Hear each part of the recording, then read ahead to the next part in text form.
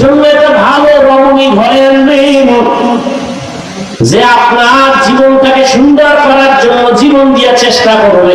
যেই মহিলা ঘরে আসিয়ে বলবে তোমার বেতন যে কয় টাকা, ওই টাকা আমার একটা টাকা বাড়তি, আমাকে আলাদা হিসাব দিতে হবে, বাড়তি টাকা কোথা থেকে এনেছ।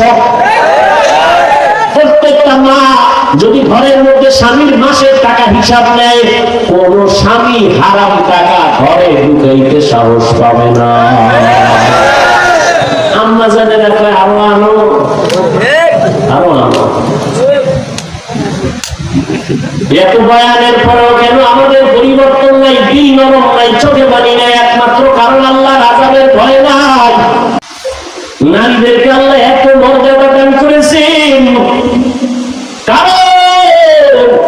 তুমি আম খাইতে চাও, আম গাছ লাগাও, গাছের যত্ন করো তো ফল ভালো হবে, ঠিক নেই? তুমি দুনিয়াতে যত সন্তান আছে সব মায়ের গর্ভ থেকে আসছে, আর আসার পরে সন্তান মায়ের কাছে সময় বেশি কাটায়। মা আর বাবা কোনো সন্তান মায়ের থেকে আদর্শ শিখে বেশি, কারণ বাবার সময় দিতে পারে না, সন্তান মায়ের কাছে থাকে, মা সময় দেয়, মাকে ফলো করে। এজন্য একটা মা পাত্র যখন ভালো হবে, ফ্যাক্টরি যখন ভালো হবে, মাল ভালো হবে। মায়ের আদর্শ যখন ভালো হবে, সন্তানের আদর্শটাও ভালো হবে। এজন্য এই দুনিয়ায় যত সন্তান ভালো হয়েছে সব মায়ের অবদান। এসপি সাহেবের ব্যবহার ভালো, খবর নিলেন তার মা ভালো। ওসি সাহেবের মা ভালো, খবর নিলেন তার মায়ের আদর্শ ভালো। অমুক হুজুরের ব্যবহার ভালো, খবর নিয়ে দেখবেন তার মায়ের আদর্শ ভালো। এরে আম্মা জানেরা, এ দুনিয়ায় সন্তান আল্লাহ দান করেছেন, সন্তানটাকে মানুষ বানানোর জন্য আপনার অবদান থাকতে হবে, আদর্শ থাকতে হবে, না হয় কেন যাবে না। এই জন্য মায়ের মর্যাদা অনেক বেশি।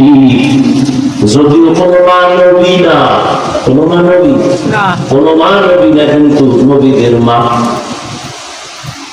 কিয়ামতের ময়দানে কঠিন সময় মা বাবার পরিচয় দিবে না, সন্তানের পরিচয় দিবে না, কেউ কাউকে আপন বলে ডাকবে না। ওই সময় জান্নাতের 8টা দরজা খোলা হয়ে যাবে, 4 জন মহিলাকে ডাকবে, আসো তোমার হিসাব লাগবে না, ঢুকে যাও।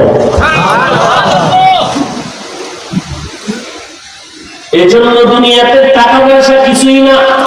ওই জীবনে কম কামাই করলেন না, বাড়ি বেড়ে তুই আজকে অনেকে আগুন লাগাই দিছে।